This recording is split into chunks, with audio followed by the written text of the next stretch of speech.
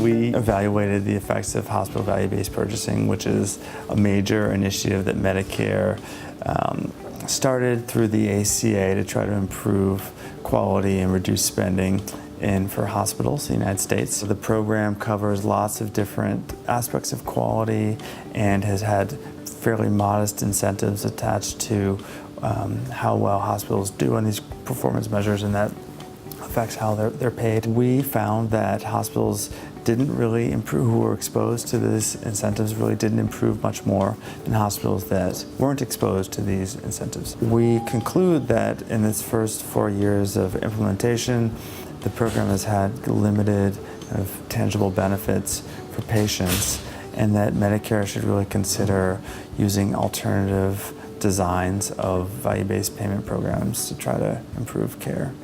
Given the research that we've done, I think we've identified two key factors that we think are important in determining the success or lack thereof in these incentive programs. One is the size of the incentives. So hospital value-based purchasing, which we just studied, had really relatively small incentives. So hospitals' revenues could be changed by up to 2%, but most hospitals had a reduction that was much closer to zero. Another issue concerns the complexity of these programs. So hospital value-based purchasing incentivized multiple quality domains and with lots of different measures with complicated criteria to determine success or penalties in the programs. Although we can't show this empirically at this point, we think that programs that are more oriented towards simple designs with larger incentives could have a more substantial impact on care. We're still in this period of learning, and we need to distill these lessons and kind of